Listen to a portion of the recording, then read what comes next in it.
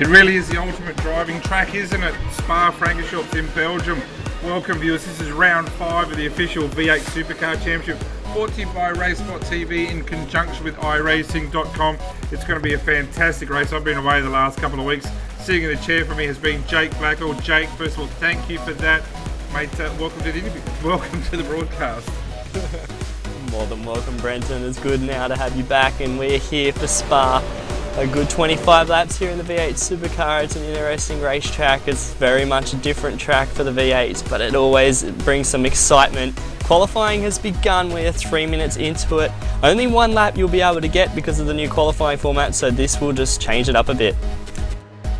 Yeah, it will. So it seems to be that those cars who take that slow out lap, it just has to be an acceptance that you're not going to get 2 laps in, but they seem to be going that little bit quicker in quality. But you can't have any slips here, you can't have an off track. It's a really good quality field tonight. 20 cars in this field. We've got 3 splits throughout from what I've seen. And like I said, we've got PJ Sturgis back. It's always great to have him with us as well. Jared Filsell, the Premier Series champion from 2015. Sounds like a long time ago now, it wasn't really. And our old fave, Ethan Grigott, on the triple champion and going for 4 in a row. Yeah, and we've also got Richard Hampstead as well, the 2014 V8 Supercar Premiership Series champion. Yeah. So it's good to have a good, strong field here today. I think Spa has brought them all out and ready to play.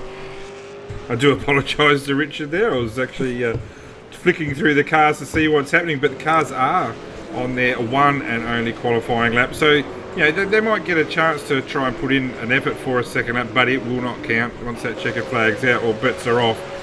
I'm not a fan of, I'll be honest. I'd like to see them get the chance to finish lap after the checkered flag. But Ethan Grigott did such a good job on Saturday's race, the V8 Supercars America's race, and it was quite a dominant win there from what I understand. Didn't catch it personally, was away. But like I said, a really good field. Grigott, Hampstead, McMullen, Filsell, Sturgis, Ford. There's some quick guys racing tonight. Yeah, there definitely is some quick guys, and I'd say that some cars are starting to finish a lap. So Josh Rogers, once again, he's showing his strength this season. 21.1 puts at P1 at the moment, and he's P1 by 3/10 over PJ Sturgis. And Jared Filsell is P3 with 0.4 off. So Josh Rogers just going to lay the hammer down straight away. Yeah, it's a fantastic effort by Josh. Qualifying's not over yet, still a few cars to come in, but we saw what he did at Zandvoort, putting the car on the pole and having pressure. But this is the thing with the one-lap qualifying, Jake, and you would know, and you do a lot of NASCAR racing as well, obviously, but you got 1 lap. Do you attack, or do you just make sure you get that banker lap in? And there's a couple of guys here. I haven't seen a lap from Hampstead, Ford, Cracknell, Carroll, Healy, Hammond, or Sean Evans yet, and no doubt there's going to be a bit of anxiety if they don't get a lap in.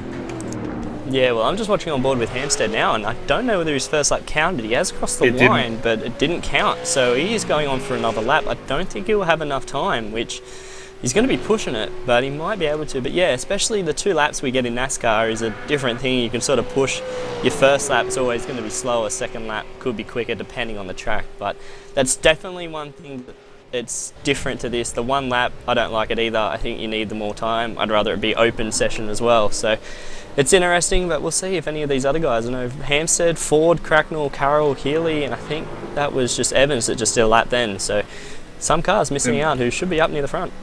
Well, Ford's just going through the bus stop now. I know he was very skittish around turn 14, I think it was, but he crosses the start-finish line now, up into 4th. I tell you what, though, the thing about this, and I would say from looking at it, that is it for qualifying. So we've got a bit of time to talk. There's still a bit of time to go, but I agree with you. I don't like the 1-lap shootout. I don't. I think it's great for your Premier Series, like when they do a fantastic job on the Saturday of the Bathurst. I think they do the Philippine as well, where it adds because the Spa guys as well. know. Yeah, because the guys know it's a 1-lap shootout. You know what I mean? And they're ready for it. Whereas this here, the rules say that it's 2 laps. Now you don't get enough time. And so I'm not against 1-lap shootouts. I think, like I said, they've got their right time and place, but yeah, not for this. But I'll let you go through the grid. Yep. So qualifying is complete. and here it is, the grid for round 5 at Spa. Josh Rogers, P1 in front of PJ Sturgis on the front row in P2. Second row, we've got Jared Fieldcell and Ian Ford. Row 3, Ethan Griggolt and Kane Kugamia. That'll be a good strong row to come up. Sealak and McMullen on row 4, Heath Brennan, Corey Preston rounding out the top 10. Then you've got Sean Evans and Paul Gorrell, 11-12. Hammond in 13, Mario Vlasic in 14th, Jeremiah Morton 15th, and Greg Sharp rounding out the people who did a lap in P16. Hampstead, Cracknell, Carroll and Healy all didn't put in a lap, so watch for them to come through the field. Yeah, I'll tell you what, I'm looking forward to this. With Jared Fieldcell third, PJ Sturgis, a great effort by him, considering he doesn't drive a lot. I think PJ might be one of the only guys that's actually won an official race in every car. I've got a feeling I've heard that before, so that just, no, I think that's true. So I think that just shows, you know, what kind of class PJ's got. But like I said, there's still time to go in qualifying here. But yeah, let's talk about Josh Rogers. He had the pole position at Zandvoort, had a shifter problem. I think his car was double shifting down, blew an engine into turn 1.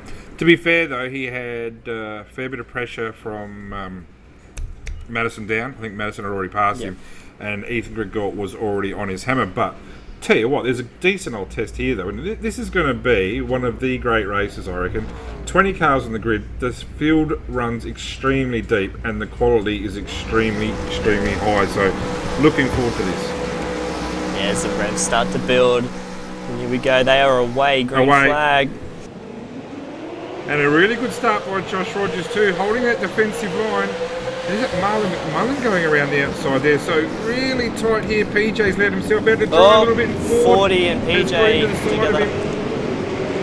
Yeah, there's a bit of contact there, a lot of cars going wide. All sort of, but this is on. I think that's Fieldcell is harassing Josh Rogers down into Eau Rouge. He was all over the rear bumper going down the straight. I think the field is sort of just starting to sort himself out through Eau Rouge. Yeah, Corey Preston with Mitchell Searlack and a recovering PJ Sturgis there through Eau Rouge, having neck and neck. They were too wide through Eau Rouge, but tell you what, this racing is an outstanding start. As Ethan Griggolt makes a move on Jared Fieldcell, Jared just that little nudge on the back, and Ethan is through on our Premier Series champion, but Jared will not go away. You can guarantee yourself that. Oh yeah, Jared will be fighting back as hard as ever, but this is on. There's top quality field. They've all made it through even after the turn 1, just a little bit of contact, but Josh Rogers has started to pull a gap. He's done well. Yeah, he has, but I'll tell you what's done well. Is Ethan Griggolt from 5th on the grid, has already found himself up in the 2nd place. This is a guy who's got the number 1 plate on tonight, so reputation's high. So really right now, I think this is the first time, correct me if I'm wrong, that I've seen Ethan in front of Jared. I know Jared normally does an outstanding job in qualifying and tends to, you know, he tends to drive away a little bit, wins by anything between 3 and 7 seconds, but right now we've got 25 laps to go of what is a great field. Ian Ford actually in the meantime back in 4th has done a pretty good job despite having a little bit of damage. Didn't actually see what happened there, wouldn't mind having a look at that later on, but I'm just wrapped that all cars are through and on their way. Yeah, a little bit of contact in the turn 1 between 40 and PJ. I don't know what happened, everyone just met in the middle, but yeah, it's good to see Ethan in front of Fieldcell. Fieldcell's not going to go away though, like you said. He's going to be there and he's going to harass. He'll want to try and get past Ethan as quickly as possible now. As Ethan runs a bit wide through Blanchemont, able to get back onto the track, but yeah, don't want to let Josh get away from you because he will start to pull away. And I'm also looking at the battle here between Sean Evans and Kane Kugamia. This is a change for 11th and 12th. These guys were side by side. There's a lot of side by side action, mind you. I just put my attention on Kane here for a while because he actually won the earlier race today, beating Ian Ford. Now, Kane started in 6th, so he's dropped a couple of positions here, but he is all over the back of that ALC car. Not sure how much racing Sean's had this week. Haven't seen much of him. But also in front of them, Marlon McMullen and PJ Sturgis also getting really close here through Eau Rouge.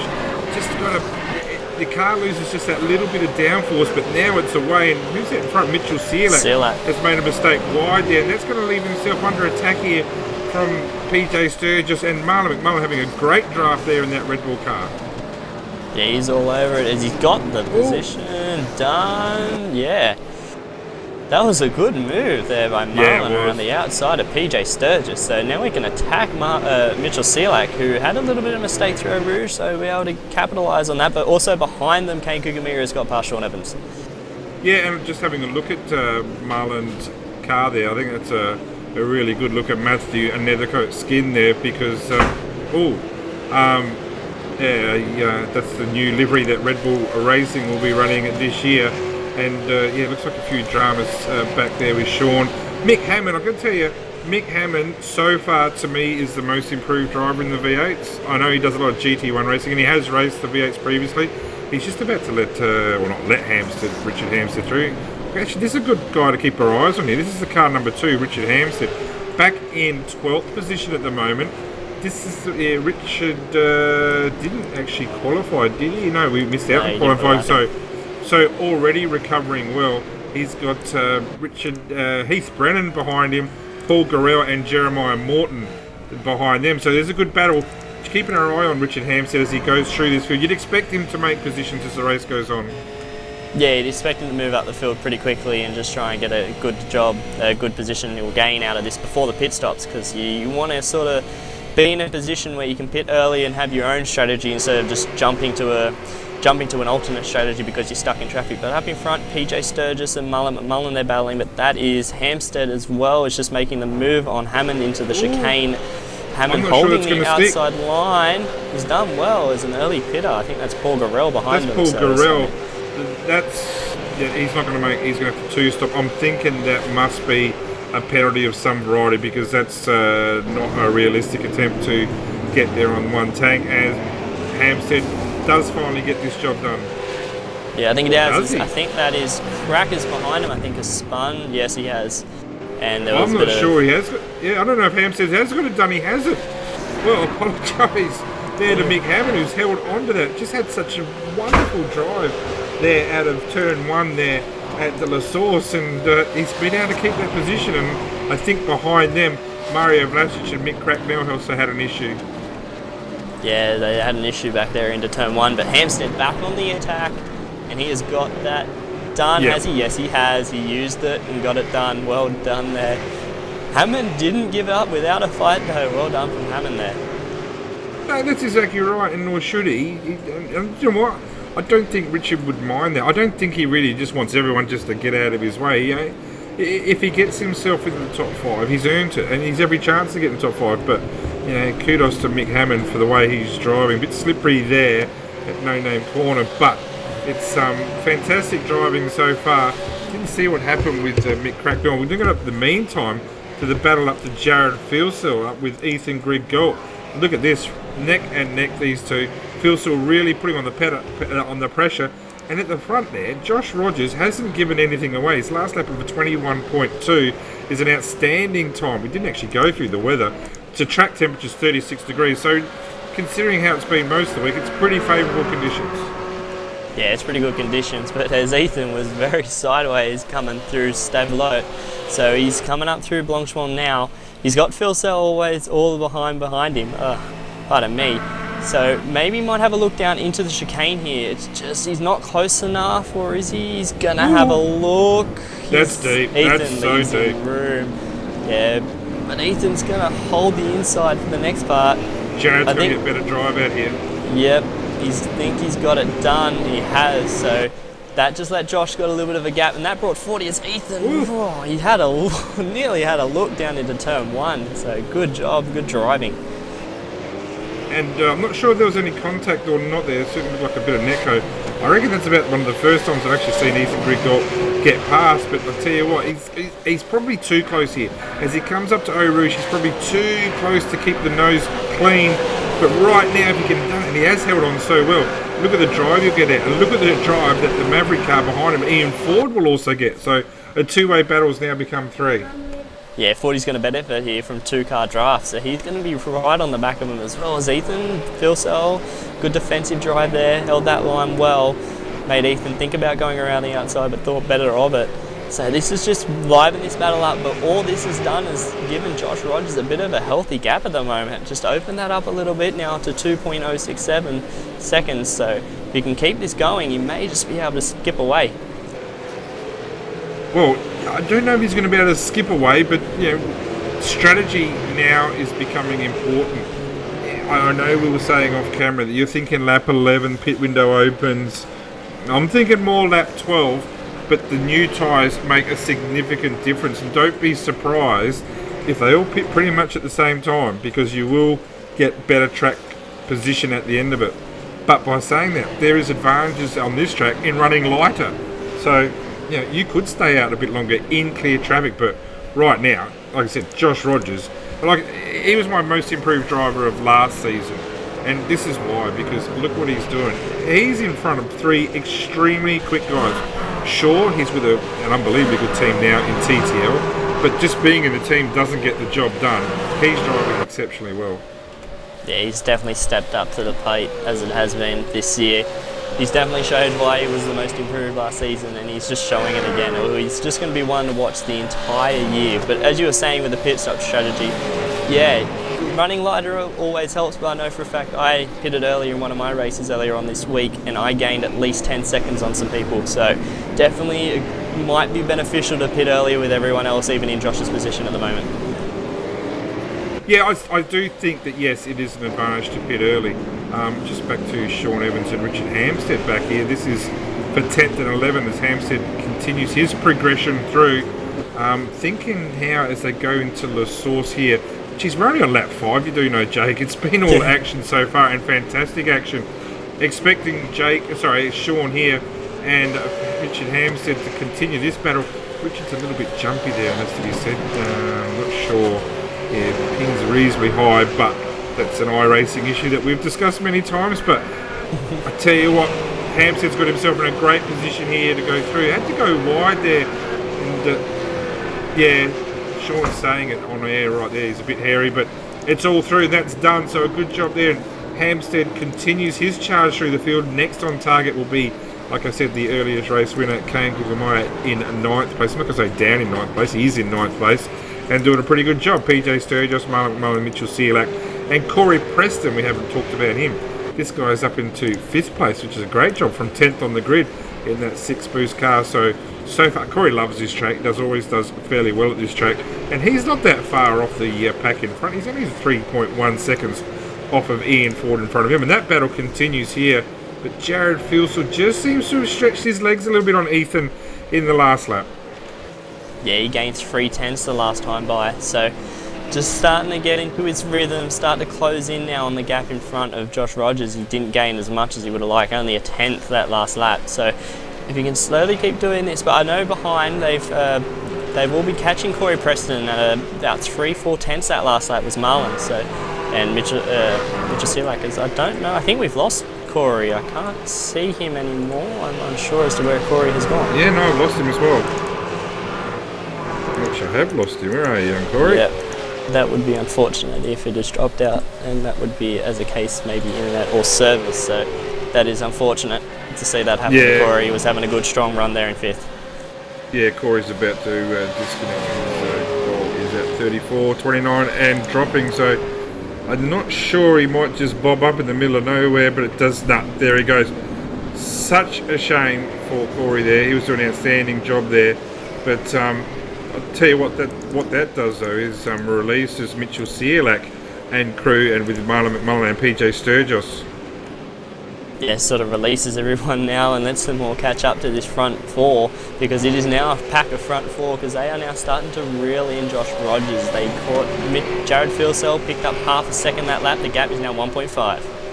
Yeah, 22.123 for Rogers last lap in comparison with that 21.7. So now that Filsell, Ethan, and to a lesser extent Ian have stopped battling there, it really is bringing a release. And what's going to be important here as we're on to lap 6, so the pit window is not open yet, is number 1, how quick can Jared, as Ethan goes off behind. So a mistake by Ethan, and that's going to, is Ian Ford going to be able to drive around the outside? I don't think he's quite there. Ethan really deep. Tell you what's going to be, if Fordy can hold his background there, he will get this position done, and he has. So, good move. Geez, I tell you what, 2 things you don't see very often. Number 1, Ethan getting past. Number 2, making a mistake. He's done both this race. Doesn't mean his race is over by any means, but right now it's certainly advantage to Jared Filser and Josh Rogers up front. But as I was saying, the issue here is if Jared does catch Josh, and I think he will, is how quick can he get past Josh? Or does he feel like he needs to put any pressure on or work together to a point now that Ethan's made that mistake, and see if they can drive away from Ian and Ethan? Well, yeah, I think Phil Sell, the better option now would just to be sit behind him. I think trying to battle him now, it's too early. It is only lap 6. Yes, another 5-6 laps before pit window opens. So trying to battle now, you're gonna let the guys behind Ian Ford and Ethan Grigalt catch back up. So I think the better option now would just be to sit behind Josh. Even if you catch him, if he makes a mistake, well, good, you get the position done and then you can start moving on. But I think just sit behind him. If you guys can keep the same pace, you won't need to worry about it too much. As behind him, I think it's all sort of died down as Ethan is still holding that gap, as 40 actually runs a bit deep there into the final chicane. So Ethan may be able to have a look, and he's definitely got the better drive coming out of the last corner. So he's on the inside, he could be able to get this job done. 40 gives him the space. Ethan's 40 late on the brakes. I think he's got it done. Well, the mistake these guys will make is to actually race. They will let these first two drive away, and they're not going to back off here. Watch this at Eau Rouge. I can't see either of them backing off.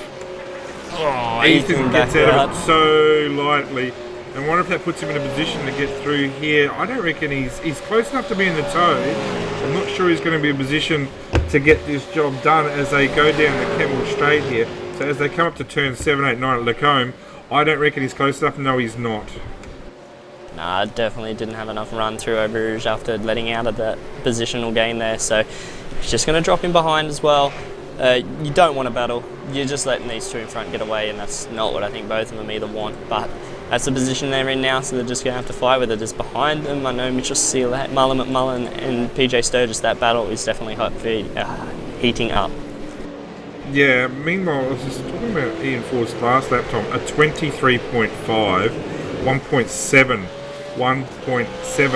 seconds slower than Jared Filsell with a 21.8 up front in second place, and Josh Rogers with a 22.4. So the car's really coming to Jared Filsell now, and like I said, this guy is our Premier Series champion, and that Simworks ANZ car looks absolutely mint. And I have to admit, and hopefully Jared, you might listen to some of this, I'm going to start looking into some Simworks gear myself, so we'll see how that goes.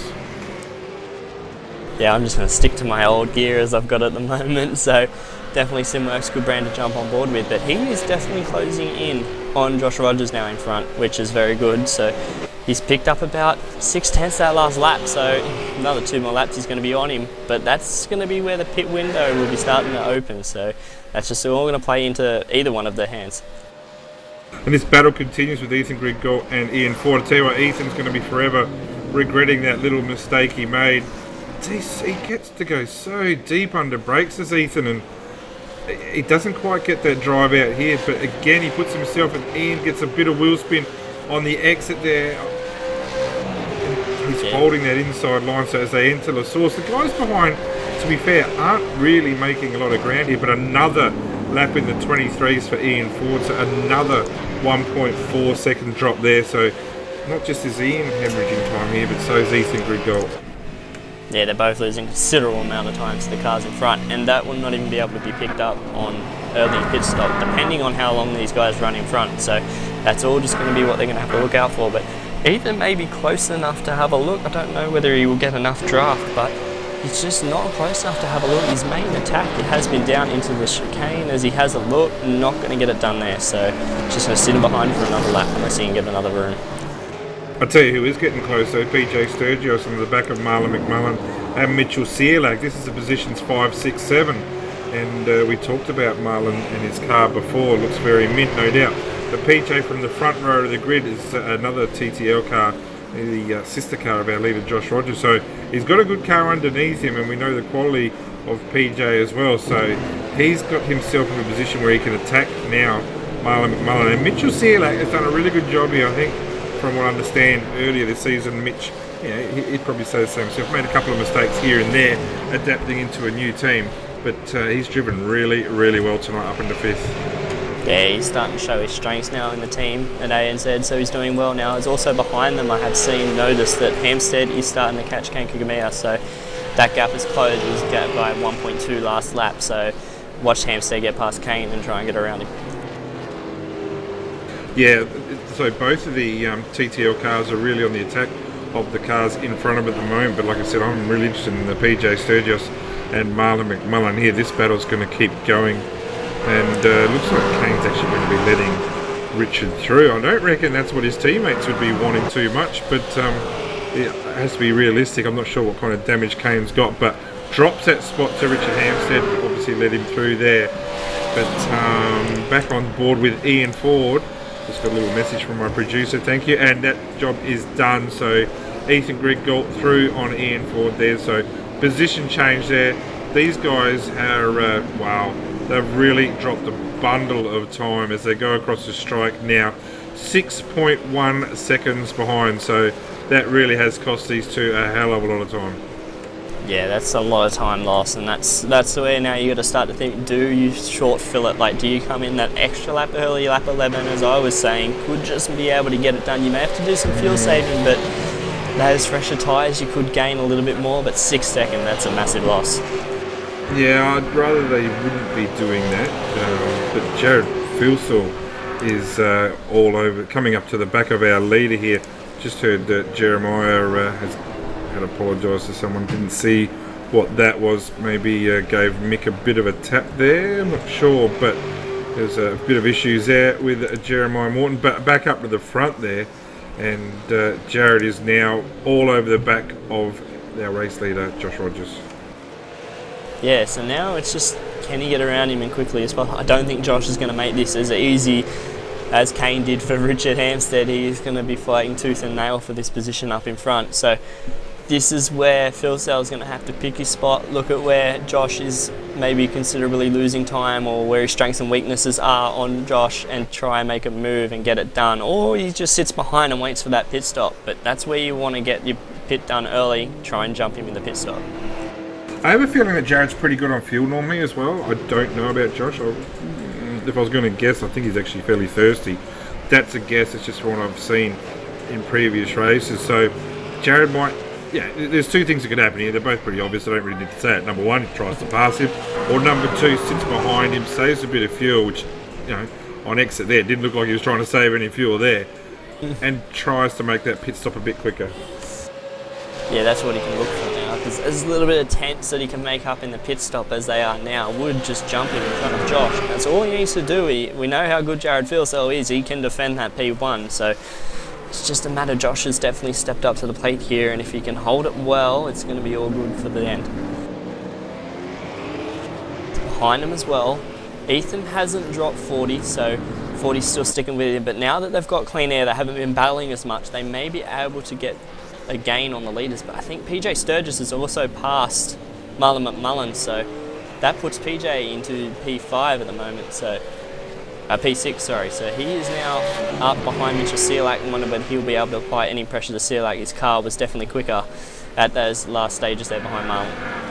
Just interesting, the first lap of Ethan getting past Ian at 22.590. In comparison, I'm not going to compare it to Jared Filsall because he's quicker, but at the moment he's going to start being held up by young Josh at 22.3. So these two at the front are still quicker than Ethan Griggold. And I think Ethan might be carrying a little bit of damage, certainly not a lot, but that might affect him in the straight line. Yeah, it's behind him. Sturgis is going around the outside of Mitchell Sealack. I think he may have got it done. Yep. No, he has. Yeah, wow, well done. Good move through Lacombe.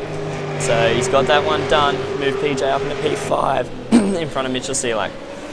Yeah, these TTL cars are really on song here tonight, and looking magnificent. They're in a really good position here, no doubt at all. So yeah, PJ's worked his way through the field from that first corner incident there. I think, I didn't see all of it, but I think there was, I'm sure there was contact with Ian Ford. I don't know why, I didn't see the replay. No doubt we'll dissect that later on. But Marlon McMullen very patiently there, but look who's coming behind. Last lap of 22.2 for Richard Hampstead. He took a second out of that pack in front, and he will be onto them really about the time where the pit window's open.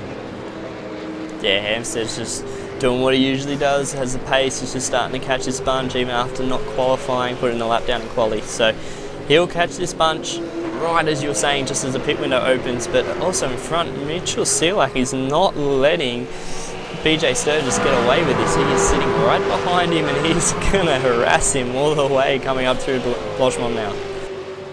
Love the way Mitch Selak does his business and races. He gets it in there, there's no doubt about that. And he certainly hasn't backed off here, and I'd love to see what he's doing then. Since he's just been with his team, he was showing signs with the last team. I think he led Okayama night race there for a while. As Josh finally pits. That is way too early for these teams. PJ pits as well. PJ as well pits, and so does Hampstead. So they're all TTL. They're all playing the same card, pitting on lap 10. So that was earlier than I was predicting. So they're all in. Oh, this is going to be a close one to the finish. Now, if I was Phil Slow, I'd come in next lap, or the lap after, because you might not make it from here. Tell you what, I saw the race beforehand. I can't remember who it was. There was two guys who pitted on lap 11, and they didn't make it. These guys are pitting lap 10 now. I know Richard is extremely good at saving fuel. I don't even know if he's that good, but these guys have done some practice. I think there's another guy. Yeah, who's that pitting behind him? Well. Crackers has pitted as well. So, and Marty Carroll's pitted as well. So, yeah, unless these guys are doing something that we don't know, but I'll tell you what, if this is the case, is Josh got away there quickly? Marlon spun. Sorry to interrupt. Yeah, Marlon just spun. Unsure as to what has happened there. He is was trying to go down the inside of Selak there, and there was a bit of contact on the brakes, and he went to the inside fence down into the comms. So that was an unfortunate little incident there that Marlon had. But he got back going and is now behind Kane Gugmea. Yeah, he's dropped a bundle of time, hasn't he, beforehand? So he's dropped at least 6 seconds there. So that's going to affect him, obviously, as the race goes on. I'm just wondering, now Kane just let Richard Hampstead through due to his damage. I wonder if he'll let Marlon through as well. Yeah, I'm not sure he'll get that opportunity because, it's like I said, I think the pit window is getting close to opening, but we've got the three TTL guys have pitted, the two STC guys have pitted. So what's the weather conditions? We're saying 36 degrees, so it's not that user friendly on fuel. Yeah, I don't know. Maybe coming this lap, I was not thinking lap 10, so that's just going to be one you're going to watch. But also, I think if Marlon would pit now, it would be beneficial because obviously losing a lot of time. You just want to, as Philsell pits this lap, so Jared Philsell is in. I wonder whether Ethan or Ford are going to pit behind him. Both. Ethan is in and Ford are in, so they're all in now, the top bunch of cars. So they've all sort of reacted, but lap 11 was the time I was thinking of pitting, so Sealhack's in as well. Yep, I just think everyone's just going to pile in. Yep, here comes Kane, here comes Marlon. Let's just say the entire field's in this lap. They're all just piling into the pits. Well, that's exactly. And yep. Sean and Hammond and no, Hammond and Morton stayed out. So I think they're the only two. Vlasic has stayed out as well. Well, we kind of said that, didn't we? As much as it is a strategy game, the advantage of getting the new tyres on is significant, and I think Jeremiah Morton's actually just driven into the back of... Seriously, Jeremiah, their racecraft there is disgraceful. You've just driven straight into the back. Then we've got Nick, and then he's just chopped his nose at Eau Rouge. That's as you're going on really there, Philsell has jumped... Sorry to interrupt. Philsell has jumped him. Philsell has jumped Rogers by a massive margin there. Yeah, he has. I don't think it's because Jared has short field, because they don't need to. But I'm really, really interested in the numbers of the TTL guys here as to whether they can make it. I really am really going to be watching their field numbers to see if they need to back off at all. But Jared is through, and he's going to be hard to catch from here. But Josh Rogers, this is the guy who put it on pole. This is the guy who has led every lap up until here. So he's not doing anything shady at all. So it's a fantastic effort, and he can hopefully still put that pressure on. Ethan Grigol, Ian Ford, PJ Sturgis made some ground there on these two in front of him because they pitted the lap before. But like I said, I don't know if they'll make it after pitting on lap 10.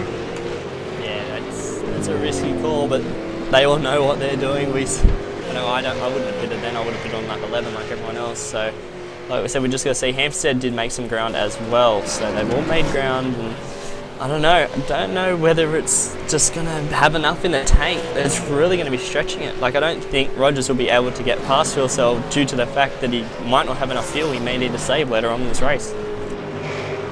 Yeah, well, that's the thing, isn't it? And keep your eyes on the TTL cars to see what their times are late in the race, to see if they need to back off at all.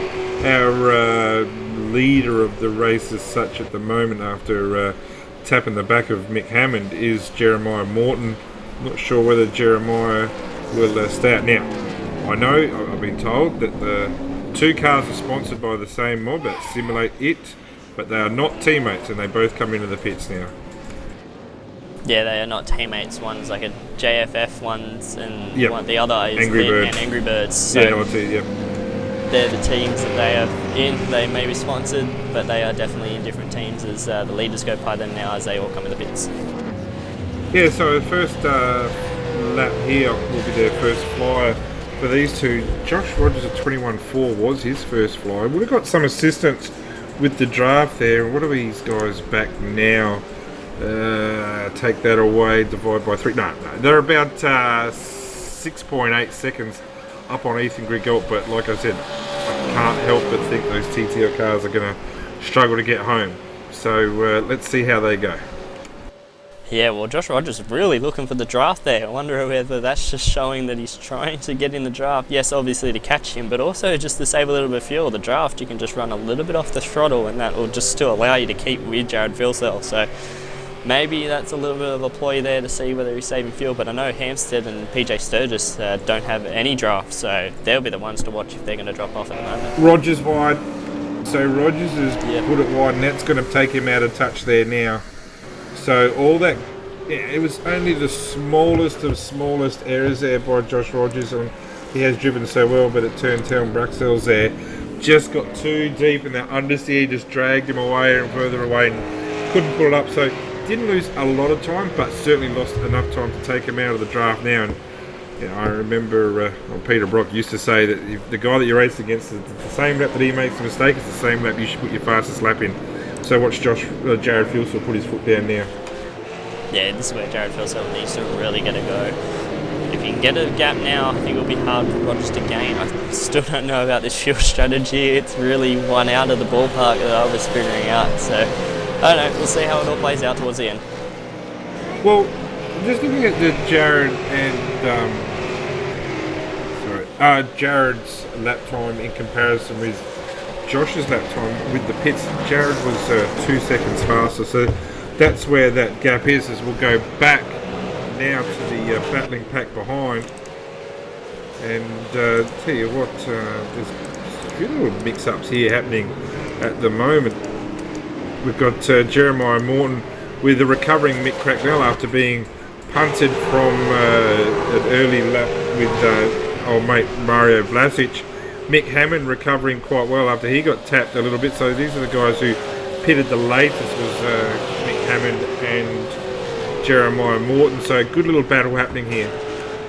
Yeah, well, Cracknell was the earliest one to pit. He pitted on lap 10, remember, with his teammate Marty Carroll. So he's another one you want to watch those SCC Motorsport cars to see whether they have enough fuel to make it to the end. But this pack is, there's a lot of cars in this pack. It's pretty much ranging from outside the top 10 all the way down. So this is one pack that could liven up. There's a little bit of trying to come back through the field here with some damage, so who knows how many panels they're going to rub towards the end of this one. Yeah, they got Sean Evans in front of them, and also Mick Healy. Haven't spoken about him. TTR car, great to see Mick racing again. Always gets his chance to support this, and just in front of Heath Brennan. Talking about Heath Brennan, he's been really, really quiet over the last couple of seasons, but this is a guy, since he's changed team as well. I'm not sure he was actually running as a privateer for a long while there, but ever since he's gone on board this team, the GT Omega team, and he has made massive improvements. That's actually, he's going to drive around the outside of Mick Healy here. Yes, he does. So Brennan moves up a position on Healy as they go through these turns here. The section here of the track at Lacombe 789. So technical, but you've got the chance to just not so shortcut it, but certainly make that track that much shorter, and you make good gains there. Yeah, he's done a good job there to get that position done. So move here, Heath up into P15 at the moment while this pack in front of them starts to liven up. But as we move back up towards the front, they've all sort of calmed down. I know Hampstead is catching PJ Sturgis for P5 at the moment, but besides that, the rest of them are all spread out. And Phil Saw has definitely done what you said. He's gapped Josh Rogers now to about 1.5 seconds. Yep. Yeah, and I think that gap's going to continue, not just based on fuel. I think now that Jared's got himself that free air, he's just such a complete driver, Jared. He's so clean, and I wish I get the opportunity one day to actually get a YouTube of his footwork and his hands on the wheel, because from all I understand, this is what Jared tells me, everything is just in slow motion for him, and look at him, he's just so quick. Yeah, it goes to show with the times that he does. He just produces the goods, and it's easy to see when a guy is very content behind the wheel, just slow motion, everything feels so calm and just relaxed. You can actually pull out your better lap times. You don't need to push the car hard, especially the supercar. That right foot can be deadly to you if you just try and push it harder. So just being relaxed behind the wheel, and he can certainly do that. And he's just been able to pull out another couple of tenths there on Josh Rogers, so definitely putting it down. Tell you what's under attack here is Mick Hammond on Mario Vlasic is coming up to him. Tell you what, Jake, you get a skin made for Mario, because that blue car's a bit of a tap there. Bit of a tap there. We go to PJ Sturgis as well. So Mario just tapping the back of Mick Hammond there again at La Source turn 1. We'll go to PJ Sturgis. Two teammates here have, well, it's not really so much a battle. I would say that Hampstead has been able to complete that move easily. Yeah, he let him by down the straight, so he got that one done. Just moved over, PJ did for Hampstead and got it done. But yeah, a little bit of contact there behind between Hammond and Mario, so it was unfortunate. Well, the next car that Richard's got in his sights is Ian Ford, not that far down the track. 5 seconds, 5.5 seconds, so a bit of work to do in the last 10.5 laps of this race. Josh Rogers hasn't gone away, still just a 1.6 seconds down.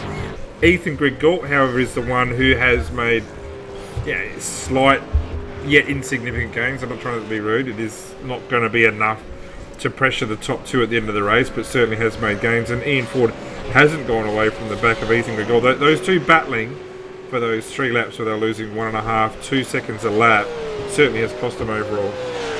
Yeah, that little bit of battle time that they had definitely cost them. But on the other note, Mario Vlasic, we appear to have lost him, so he has dropped net code as well. So that is unfortunate for him. Yeah, that's a shame for Mario, because he seems to be driving cleaner over the last probably, give him credit, about the last 3 or 4 months.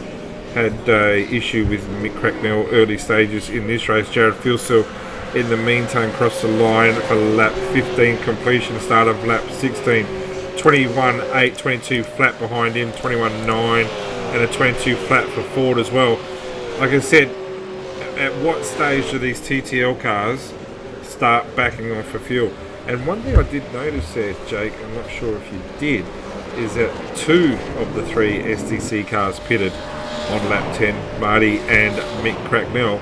Their lead car didn't pit on lap 10, he pitted on lap 11. So I wonder whether Ethan knows something that the other 2 don't know. Yeah, well, maybe Ethan was like, I'm not going to risk it.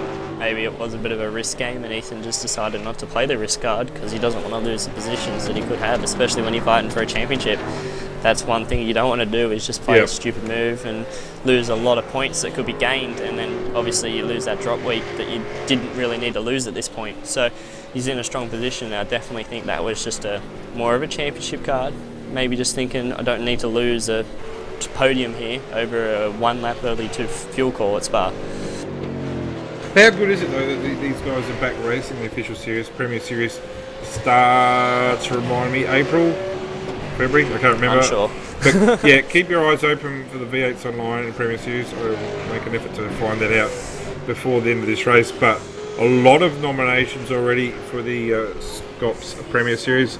Check the V8 Supercar forums on iRacing.com, and if you're anyway interested in what is an outstanding series, and the field runs deep. The field runs real deep. It's hard to qualify in those races. But if you have any interest in V8 supercar racing, get your name down there, nominate yourself, nominate your team, and give it a run this year.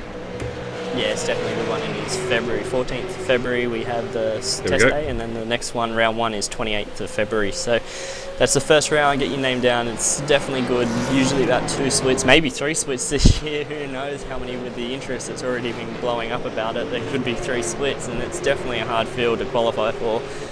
With the talent that we have this year, with everyone moving and the field just getting that much closer, I think it's going to be even more harder to qualify for that top split. So it's definitely going to liven up the sport this year. Yeah, well, some of us older fellas are already looking forward to spectating. I'll try and throw in a few laps, but probably be watching most of the races myself, but I don't mind that because the racing is sensational, as it has been here tonight. Actually, quickly, Jake, I better mention Daytona 24-hour race this week as well.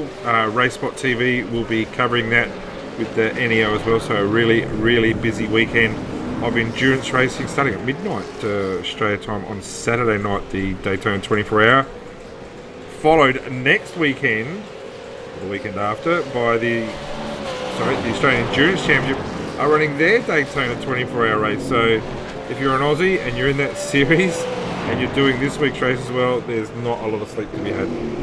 Yeah, the sleep is going to be going out the window for the next 2 weeks, and it's going to be non-stop practice for those 2 races. So it's good to have a 24-hour straight away afterwards, the Road Warrior 24-hour Daytona race. So it's going to be good practice. It's going to hopefully there's going to be a lot of Australian drivers in the Road Warrior series in the top split. It'll be good to have a lot of cars, but yeah, that will be covered by Race Spot TV. So it'll be good to be on board. Yeah, it will be. In the meantime, just have a look around. Mitchell Sear, like I said, he's done a great job in 7th place. Marlon McMullen, Kane Kugelmeyer, damaged car and all. But this is where the battle is here, with Sean Evans, Jeremiah Morton and Mick Cracknell. This is 10th, 11th and 12th, I think. And Jeremiah's going to be able to get his nose in there. We can hold that tighter line on the exit there. They're 3 wide for a little second there. So Jeremiah through, Cracknell around the outside. You'd probably think he'll get the job done there as well. He should get a better drive out. Though with that bit of damage, not sure he's got much straight line speed, but yep, certainly can hold that as they go through Puhon here, turn 12. Yeah, he got that one done. So Evans lost 2 spots in all of that, which is unfortunate, but that moves him just outside of the P12 of the top 10. So I think Crackers will be trying to attack Jeremiah Morton, get inside the top 10 now. So that's just going to be one that you'll want to watch out on. It's definitely a lot of damaged cars there. I think Sean Evans has one of the cleaner cars out of this bunch, so maybe he might be able to a bit of a counter attack here and start catching back up to them. Yeah, that Auto Loan Centre car, the Evans car, looking absolutely clean as, isn't it? That Knight Rider design car there. Can't remember who runs the Knight Rider design show. Jake can fill us in there, no doubt. No idea. You have to remember though that Mick Cracknell, he pitted on lap 10. Jeremiah Morton pitted at lap 12. So Jeremiah's tyres are 2 laps newer than Mick's, and Mick's carrying quite a bit of damage there from an early incident. But now let's just see. I'd love to be able to, if Sammy Compton was here right now, he'd be jumping over the SDC team speaking arm. What's the story with the fuel? And I'm half tempted to do that myself to see if these guys can get home from here. Yeah, that's definitely one as well. And you got Sean Evans who pitted on lap 11, so you got 10, 11, 12 on pit stop laps here. So it's just going to be a matter of who drops out first, with Crackers having the lower fuel. So I don't know, he's now under pressure from Sean Evans coming to Eau Rouge after a little mistake through La Source. So this has just given Jeremiah Morton a bit of a gap there to sort of stretch his legs. But if Evans can keep this up going down the straight, he may be able to have a look going into Le Combe. Don't know whether he's close enough though. He's going to be pulling it in on the draft, and he's just sitting behind him. So no move there from Sean Evans. Just couldn't get the draft on, but he's definitely closing on Michael Cracknell after that mistake.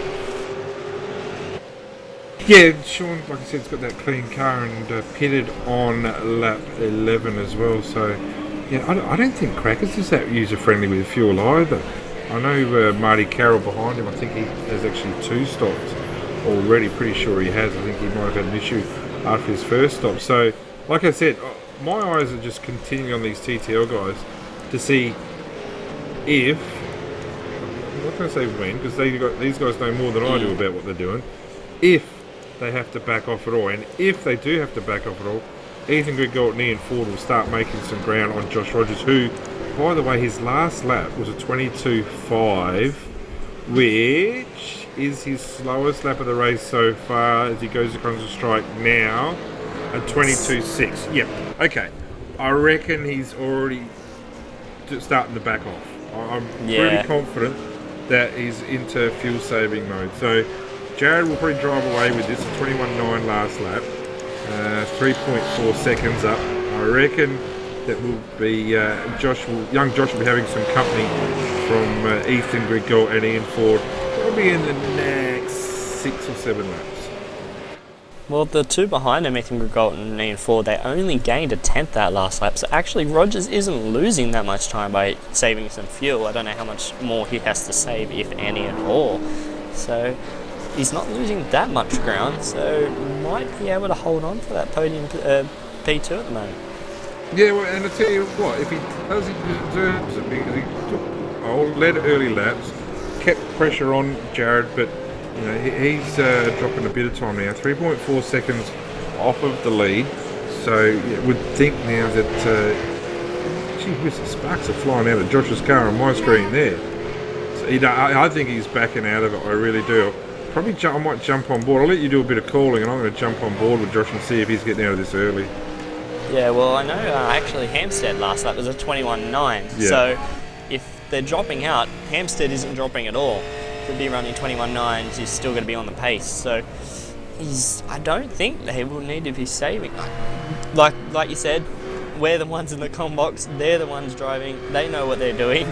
So they have more information than what we have at the moment. So I think that's just what you're going to be having to look at, whether he is rolling out of the throttle. I don't think he is at the moment. I can't hear anything because I just quickly jump on board. So I don't know. Well, this is all just going to play out. Well, like I said though, Richard is exceptionally good at saving fuel. I think he's really, really good. Bo Cattell also does a good job. Bo not racing tonight, but interested to see the continuous lap times of Josh Rogers. It looks like it's been a pretty good lap, to be fair to him, but he's about to end lap 19 as he just exits the bus stop now. So 22.625 last lap, short shifting here, 22.4. It's neck and neck. Well, he only dropped 2 tenths to Phil Cell there and gained a couple of tenths on Ethan and 40, so I don't know whether he's losing that much time. And 22.1 from Hampstead, so Hampstead was actually the quickest car out on the track between the top 6 at the moment. So I don't know whether they need to save any more fuel, if any. No, well, if they don't, good luck to them. They've done a lot of testing, and it is a track where you can get away with quite a bit of short shifting and saving fuel in that manner. But back to this battle here for 10th, 11th and 12th, Jeremiah Morton and Mick Cracknell, and Sean Evans certainly hasn't gone away. Mick Hammond and Mick Healy also going to start making gains on this group as well. So Jeremiah's got the cleaner of the cars between himself and Cracknell, so obviously cutting a hole in the air that much cleaner and probably be beneficial in a straight line. But Mick's is playing that waiting game, isn't he? And he's been driving so well. He got these triple screens, he won't stop talking about it, but he says himself it's improved his driving out of sight. And through Eau Rouge, exceptionally good through Eau Rouge there, but this is where it's going to start to hurt. He gets that bit of a toe, but he doesn't get the ultimate toe that he would have if he had a clean car. Yeah, I think he wants that clean car. Sean Evans behind him, who actually gained 8 tenths that last lap. So watch for Evans to try and mix it up in this little battle pack, because he's certainly just going to start to close in on them. So we've got to give Sean a bit of credit here. He's a guy who's improved a hell of a lot as well. And from what I understand, hasn't done much racing this week at all. But saw his nomination go in for the Scops today with Ryan O'Sullivan. So those guys will be teaming up for Scops. But you know, considering he hasn't done many laps at all this week, he is another guy who's getting better every week. And I tell you, he's a really good listener and he's a really good learner, and that's where his improvements come from. He's getting involved with a few of the guys and getting a bit of information here and there, and his driving has improved as it does week to week. And he's to be rewarded. He's in the top split on the broadcast. He was winning second split not so long ago, but look at him now, knocking on the door of the top 10 in the top split in what is a good field. Yeah, well, this is his third top split appearance now since you've been away. He was in the first one at Nürburgring and then Road America last week. So he's definitely improving. I know as a teammate he's been improving a lot, and it's good to have him up with us at the front as well. So it's just obviously not a lot of practice this week, but he's definitely doing what he needs to do in the V8, and he's doing that well. As in front of them, it's not really getting much closer. Up front, 3.9 seconds now with Jared Filsell, Josh Rogers. So that gap's still just starting to creep away, but Hampstead is not making much gain on Ford either. So Hampstead, who was doing the only one in the 21.9s the other lap, so he was definitely gaining time on the others and still is the quickest car out on the track, but not gaining as much time as I think he'd like on the top four. Jake, I'm loving the fact that right now my mouse is the second loudest in the Australian community, mate. Loving that fact. We've got Marty Carroll, who's obviously had some dramas. Marty's going to be able to give us a bit of insight. Marty Carroll, STC Racing, welcome to the broadcast.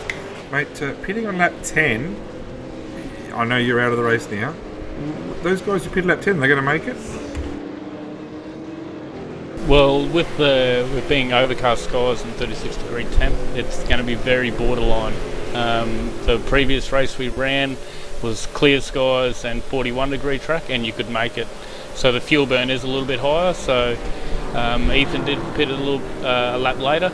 Me and Crackers both pitted on lap 10 because we both had a bit of damage we wanted to get sorted. A bit more for me, unfortunately, but good to see Crackers out there recovering. But Joshy Rogers, I don't know, he's going to be on edge. He'll have to start thinking about fuel saving at some stage. Well, Crackers might not have to fuel save as much there because he's actually just driven into the side of Jeremiah Morton there. We lost Sean Evans in the meantime. I was just about to say that. We have lost Sean Evans. I'm unsure as to where he has gone. He's not even lost quality. So he's out there on the track. It's just not dropping him. So that is unfortunate for Sean, as we're giving him a rap. He was doing a good job.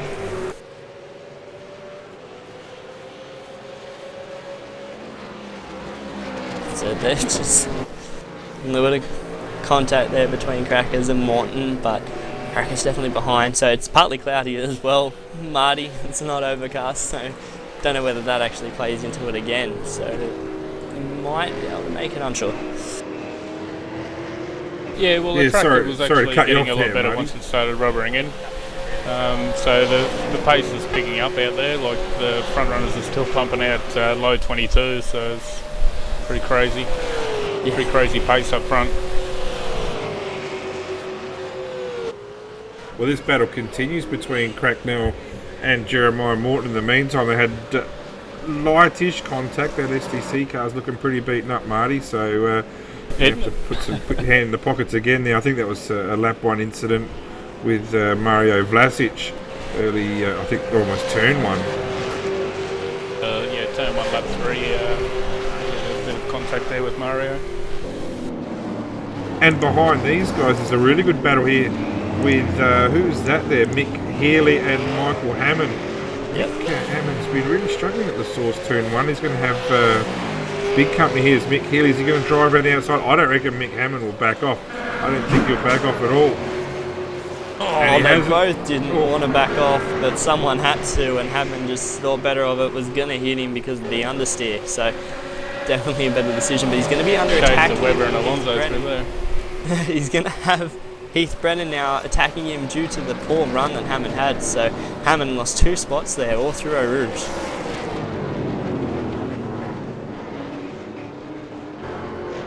Yeah, but that battle was just... Sorry, you go. I know, Heath was just catching them as well, catching Healy under brakes, but he seemed to have lost that. So now Hammond back on the attack, going down into Bruxelles. So not going to get it done there either.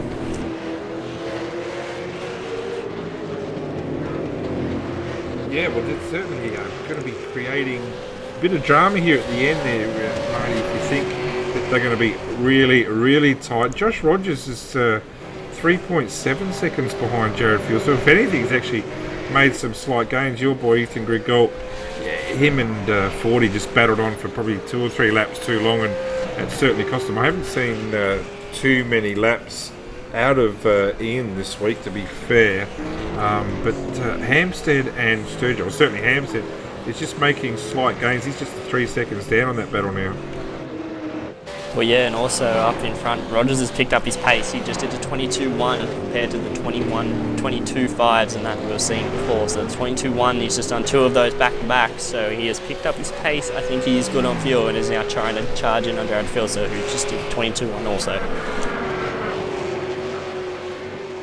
And we have got Sean Evans. Didn't see what happened there, missed that, and hopefully Sean will give us a chance to have a chat.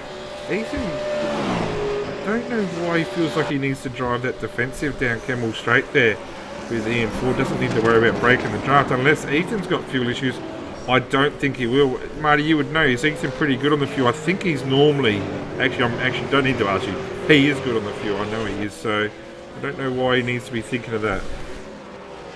Yeah, he is very good at fuel saving, and I know he's good to go till the end. So the track just hasn't come to him as he would have liked tonight.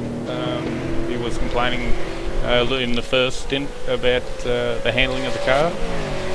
So with a few in-car adjustments and stuff, he's got it to where he feels comfortable. But I don't think he's been 100% with it tonight, unfortunately.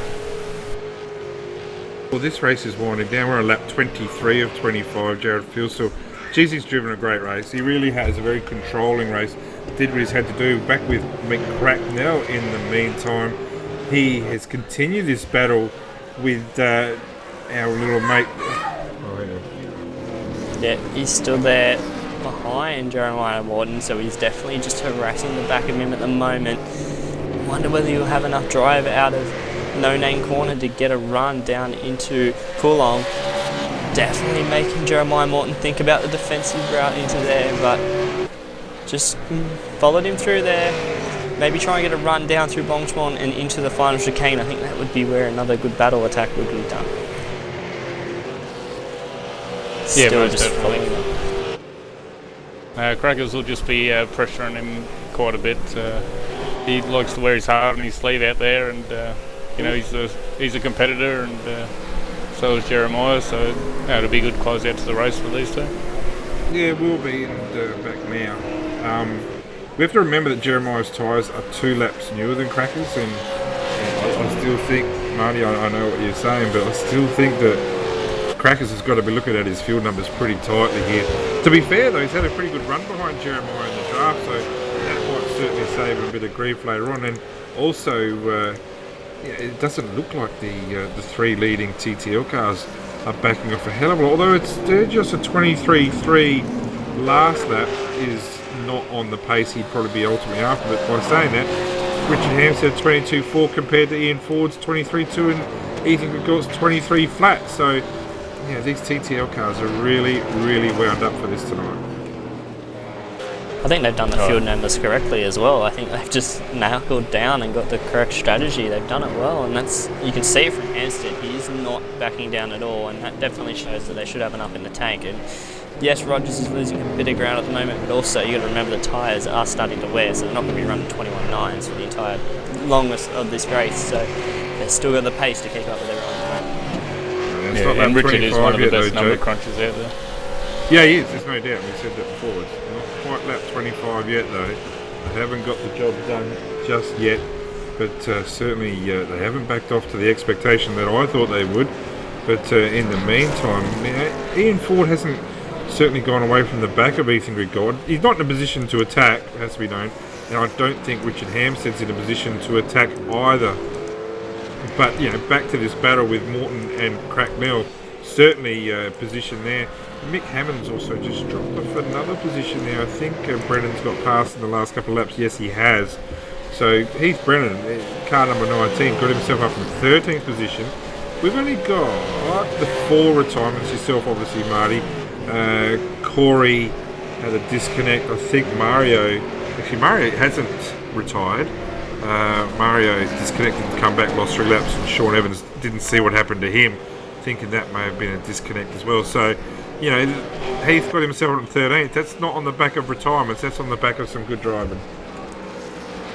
Yeah, there hasn't been a lot of disconnects, so there hasn't been a lot of crashes, just disconnects tonight. So, yeah, he's done a good drive. especially moving up through the field. It's a shame of what happened to Michael Hammond. He was running fairly inside the top 10. He just started to drop off this second stint. So fortunate to see that happen, as he definitely had the pace this week to keep up with some of the guys up front. Well, coming up to the end of lap 24 for this battle with the Simulate LIT car of Jeremiah Morton and Mick Cracknell, and Jeremiah certainly on the heavy defence there. Cracknell super deep under brakes. So as they exit here, got to give each other a bit of room. That's pretty clean racing there.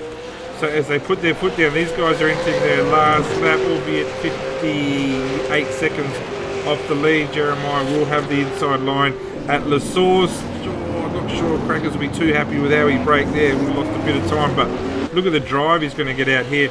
I reckon Cracknell's going to make a decent effort here to get past.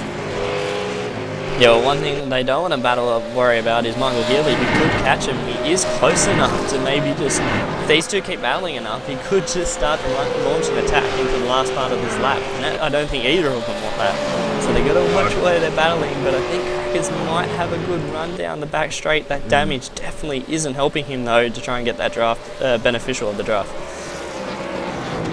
Yeah, he's got still a bit of lap to go, and there's certainly opportunities there into the bus stop. He showed that he's got the propensity to get through on the inside. We've got to, in the meantime, you watch that battle there, Jake, and in the meantime, we just keep half an eye open on our race leader, Jared Field. So, tell you what, Jared, he wins a hell of a lot of races because he's a bloody quick driver, there's no doubt. But I reckon he could be pretty chuffed with the way he's driven here. He's done an outstanding job. Didn't take the pole position, third on the grid, dropped a couple of spots after that, including being behind Ethan Regal. But as he exits the bus stop for the last time at lap 25, round 5 winner of the V8 official Supercar Championship, Jared Filsell, the car number 4 of the V8 ANZ team. Josh Rogers gets it home in second place. Well done to Josh. I think that's almost the best result for him. Ethan Grigalt made some good gains there at the end, third place. Ian Ford fourth, and Richard Hampstead rounds out your top 5. PJ Sturgis from top front row of the grid will come home in sixth place. Mitchell Searlack, a really good drive. I want to get on board with Jared Morton and Mick Cracknell. Yeah, Cracker's got it done. Has got it done. A little bit of contact, but it was on and he got it done. Now this is Morton. Yeah, he's trying to go around the outside. Healy, like I said, he's going to be right on the back of these guys. He's turned him, and that is Crackers in the fence. I'm unsure as to what happened. All I see was Crackers go off. Healy is going to have a look on Morton. He's driven it down the inside. That was a big, bold move there from Healy, and I think he's going to get it done. Can Heath get Morton on the finish line as well? He did too. I reckon he has. So Heath got that position as well. He did too. So he got it in front of Morton. So a bit of controversy there at the end, but wow, that's one way to end it off. Let's have a look at the replay of that. I'm going to be on board with Jared Morton here. He's behind. And coming up to it. It's netcode-ish, to be fair. That's netcode-ish. That's very... Probably didn't need to turn in, though, to be honest with you. And then Healy... No, I reckon Healy was there. Oh, yeah, he was there. It was a good move. Yeah, he was there. And Jeremiah didn't expect it. And tell you what, Heath Brennan has cashed in and taken that position there. So, wow, unbelievably good finish there. Tight racing. I'll tell you though, right now, is that they've got to get this fixed up because that was net code. I got no doubt it was net code. There's a good meter between those two cars. But Mick Healy, he cashed in there and good job. Did a good job. Yep, no dramas there at all. So, mate, off to the results. Yeah, let's run through the results. So, Jared Filsell, good win there. Great drive from P3 on the grid in front of Josh Rogers. TTL cars all made it home, even after that early stop. So, Ethan Grigalt round out the podium, P3. Ian Ford, P4. Richard Hampstead and PJ Sturgis, the TTL cars, in 5 and 6. Mitchell Searlack in P7.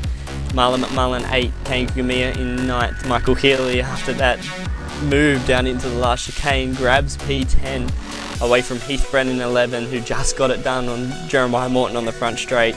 Michael Hammond P13, Greg Sharp 14, Paul Gorell in 15th. Then Michael Crackers finished out in 16th after the contact going through Blanchemont. Vlasic, Evans, Marty Carroll and Corey Preston all had their troubles during the race. Yeah, they did, and let's face it, that was an awesome race.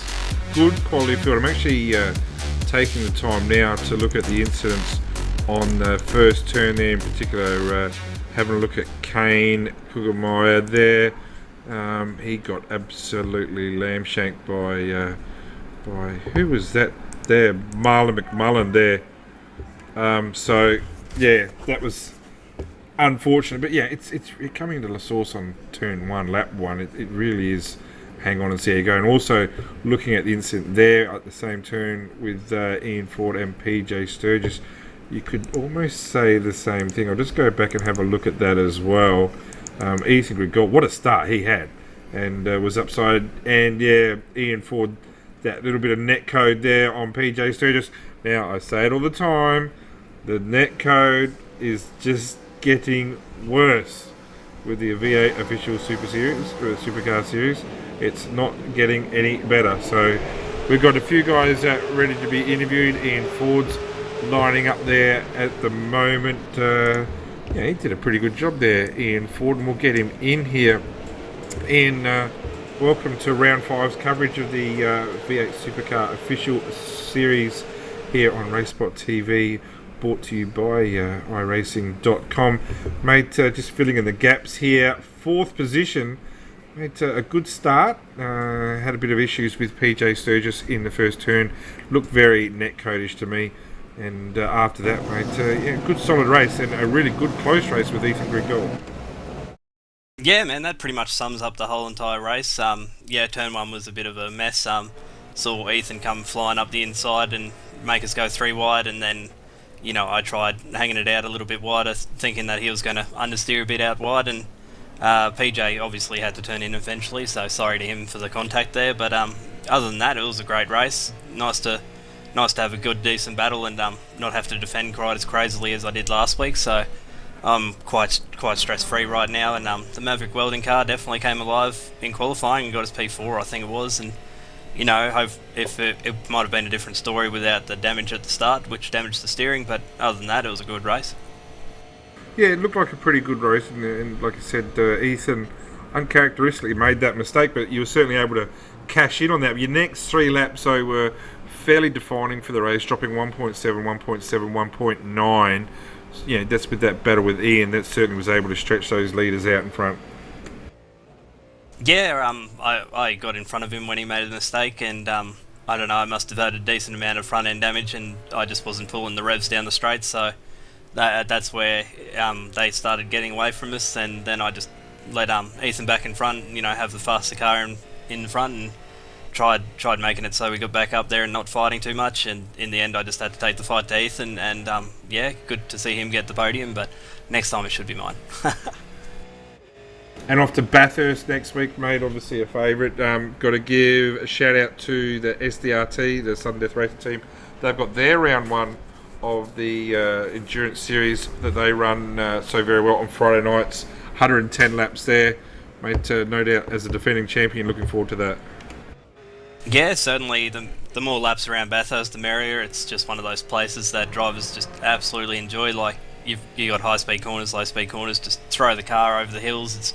It's something that you can't do every other day of the week. And you know, it's going to be good to return there and hopefully get in for the enduro. And if not, we'll try and take the win on Monday night.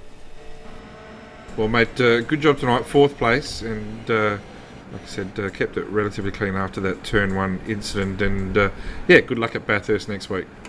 Thank you. So he's Ian Ford there. We've got Richard Hampstead, just a little bit out of kilter there, Rich, sorry, mate. 5th position tonight. Mate, welcome to the broadcast, and welcome back to the series, race 5. I've been away on holidays myself, mate. Is this your first race, the official series for season 1 2016? Yeah, sure is. How's it going, guys? Mate, really well, and gee whiz, unfortunately for you, I tell you what, it would have made your race exciting though, that the qualifying, the 7-minute qualifying here at Spa, it's not suited. You only get that one lap in. Obviously didn't get that time in. But, mate, tell us about the race. You had a good charge through the field. Yeah, not too bad a result in the end, I guess, to salvage 5th after starting, I think, 17th. Yeah, pretty pretty unhappy with qualifying. I stuffed up Eau Rouge a bit and lost a few tenths, and thought I could have time to make another lap if I escaped back to pits, but I made a pretty embarrassing maths error there. So yeah, started down there, got into a bit of an incident at turn 1 just with all the net code and just the pack bunching up. Made up a couple of spots first lap. Just kept moving forward. Had pretty good pace. It's a shame I didn't start closer. I think I might have had a chance of giving Jared a run for his money, but anyway, jumped a few cars in the pit stop. Tried to chase down Ethan and Ian at the end, but just didn't have enough pace or enough tyres. So yeah. At the end of the day, not a bad result, like I said, and congrats to Jared for the win. Well, you're actually able to gain about 4 positions under braking on the Kemmel Straight there, mate. So, you know, some early gains there certainly gave you the opportunity to get yourself in the top 5. Hey, look, you've been a series champion. You've done it all in the V8 Supercars. We could talk about, you know, Richard Hampstead all day. I don't want to talk about Richard right now. I want to talk about Josh Rogers. This kid is a superstar, mate. I know he's done a bit of track time this week with you guys at TTL. Mate, tell us a bit about him and what he brings. Yeah, no, he's a great young driver. We spotted him. Actually, I spotted him at Spa in the Scops race here, because once again I was coming from down the pack after a penalty, and had a good battle with him, and that was the first time I spotted him, and I just thought he raced me cleanly but firmly, and he had good pace, and I'd never heard of him before, and he was already in the top 10 then, which was very impressive. So we were keeping tabs on him for ages. We signed him months ago. It was probably the worst kept secret in all of iRacing. But yeah, we finally got him onto the team for this season, and honestly, he's definitely lifted this season, but it's not really because of us. It's just because of him. Like, he's just got the pace and the talent, and he's really going to be pushing some people pretty hard. Like, I mean, he's finished less than 5 seconds off Jared tonight, which is very, very impressive. So, And TTL as a team, you guys were a pretty close book for a while. You weren't taking on any new drivers, in this season taking on a few. How has that worked out for you guys with the bigger team to look after? Yeah, it's pretty good. We were a bit it was a bit lonely actually, because most of last year was just me and John Latham racing. So we wanted a few extra drivers. We weren't expecting to pick up 4, but we just things just happened, and had 4 quality drivers available, and we just decided to pick them up. Well, mate, good job tonight. 5th position. If someone said at the start of the race, would you take 5th? You probably would have said no.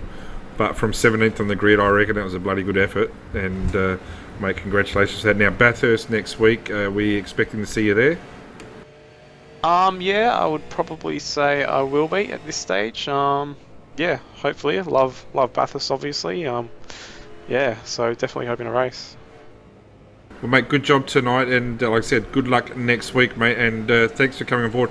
Is there anyone you want to give a shout out to at all? Just shout out to our sponsors as usual, Pagnian Imports. They've been with us for about a year now, so it's good to have them on board, and and just to the team for setup help and stuff.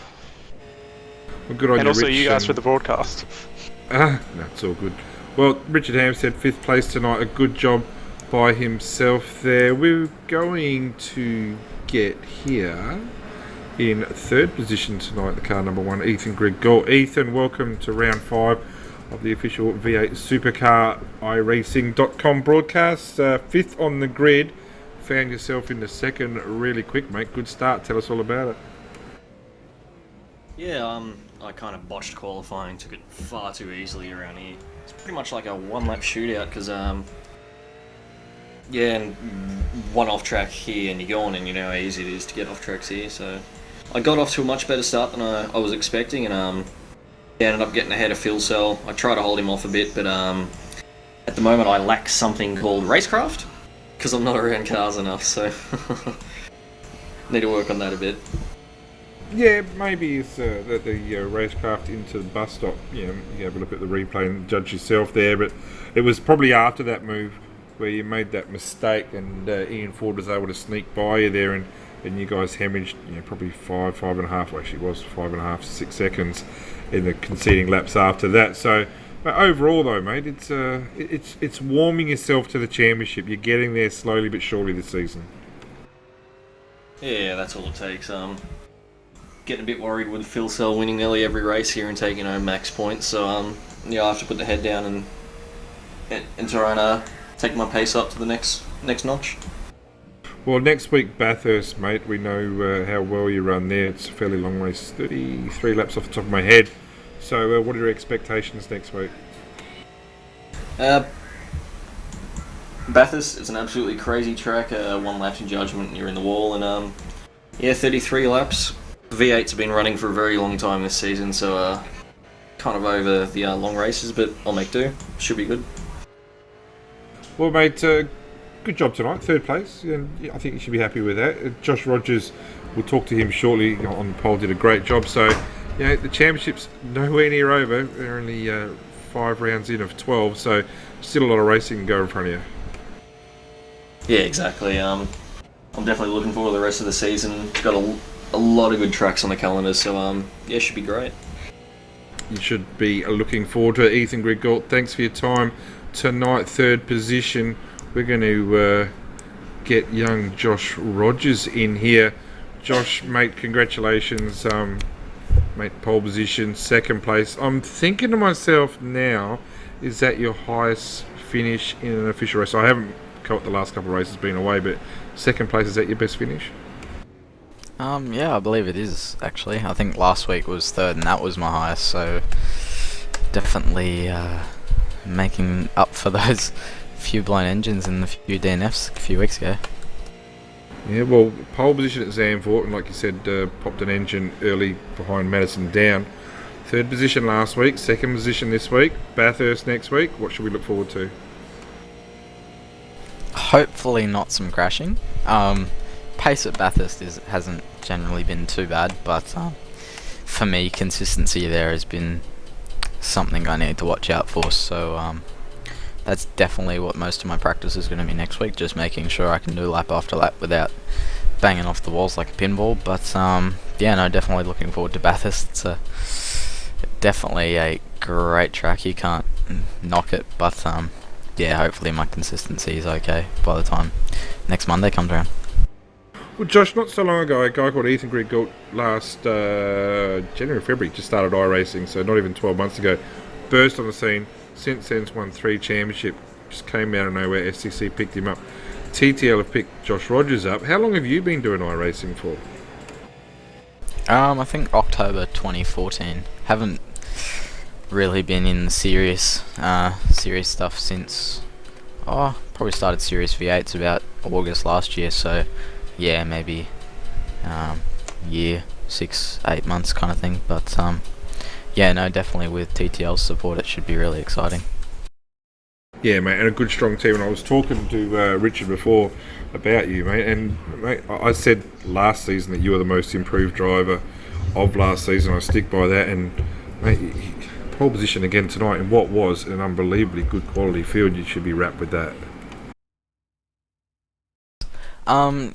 Definitely qualifying was very surprising, actually. I wasn't necessarily pushing past the limit or anything, but I guess that's where pace suddenly comes from. Just cruising around, making sure you clip all those apexes perfect, and definitely. Sorry about that. Definitely looking forward to next week with quali as well. Yeah, I'm pretty nervous about that actually, now that it comes to mind.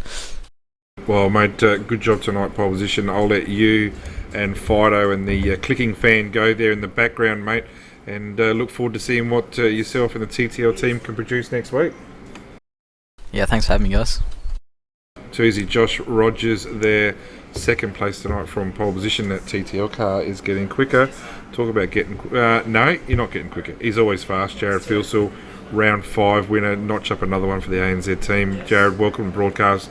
great job, mate. I reckon that was one of your better drives because you had to pass cars to earn it. You weren't just leading from start to finish. So well done, mate. Tell us a bit about the race. Yeah, definitely. It's pretty sketchy passing cars on an American server though. I've never driven on one before, so that was pretty crazy.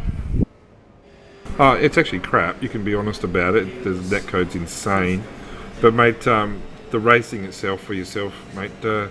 You made that gain. You were about 2.5 seconds quicker than Josh in the pit stops and including the outlap.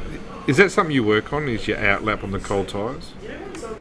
No, I don't. I was dumbfounded how I actually passed him because I undercut him in the OSR race on Wednesday, and he kind of probably thought I was going to do it again. So he did that to me, but I thought he was going to jump me by a bit. But yeah, I actually got in front of him. So yeah, I'm not sure. I thought he got held up by someone. And mate, all focus now for you is probably towards Premier Series starting next month. We've got a test session, and as Jake tells me, February 28 is race 1. How are you looking towards that? Yeah, the guys are looking forward to it. Still haven't figured out who's going to be my teammate and whatnot, but yeah, we'll figure it out. Might still even have a run in the official series. I haven't won a championship in this, so that could be a goal of mine. Well, that's interesting to know because Ethan Grigolt's won 3 of these back to back. So yeah, having you on board and putting the pressure on, mate, that's going to certainly liven things up. Someone has to stop him, right? Someone has to stop him, right, mate. Bathurst next week. We know what you can do there, mate. How much are you looking forward to that? Yeah, we had a really good race in Scops there. Car was easily the fastest on track, but it got taken out of the race unfortunately, so hopefully our setup gels well with the track and whatnot, and yeah, we'll make a good set and we'll be there for sure. Hopefully the boys can be up closer to the front this time with me. Yeah, I think Kane got caught out early with a bit of damage turn 1, and I think Mitch, to be fair, drove a pretty good race. It's certainly a decent driver's track, Spa. And what did you end up? 7th position, 29 seconds behind yourself. So I think that's a pretty good job for the new guys. And how are they suited into the team? Yeah, really good. Kane and Mitch, they kind of really battle with each other. Not on track, but to see who can be better than the other one, which is good. But yeah, lucky Mitch took the generic racing line around this track. Otherwise he would have been DQ'd after 4 laps like he was the other night. Oh yeah, didn't see it, mate. I've been away down the Gold Coast on holiday, so mate, next week looking forward to that and seeing what you guys can bring. Is there anyone you want to give a shout out to at all? I'll give a shout out to Simon Black for his setup this week. I actually did probably no more than 60 laps practice including the races, and yeah, setup was a gem. It was really good. And did you say 60 laps practice? Yeah, including the races, yeah. Oh, okay. I was going to say, that seems like a hell of a lot of practice. Well, more than I do anyway. Well, mate, good job tonight. Congratulations. Certainly going to put continued pressure on the defending champion, Ethan Grigolt, as you head towards Bathurst next week. Certainly good things are coming your way. Yeah, hopefully. Cheers. Too easy, Jared Fields. So the winner of round 5 here tonight. That was a long interview list there, Hugo. I don't think we missed anybody. Mate, good job there, Mr. Louise. Jake, over to you. Yep, thank you everyone. It was good to speak to everyone, but I think that is it for round 5. Thank you, Hugo and Brenton. That was very good to have you back tonight. Are you going to be here next week? I'm still unsure. Yes, no? Don't know. Yes. Don't know? Yes. Yeah, no, I will be. He doesn't know. It's Bathurst. He's not going to be here anymore. Yeah, it's Bathurst, so we'll see what happens there. So thank you to all our viewers. I think I will head us off today. That was round 5 of the V8 Supercar official V8 Supercar series with RaceSpot TV in conjunction with iRacing TV. Next week we head to Mount Panorama Bathurst for 33 laps, and that is going to be a thriller. Can't wait to see you all then. Goodbye.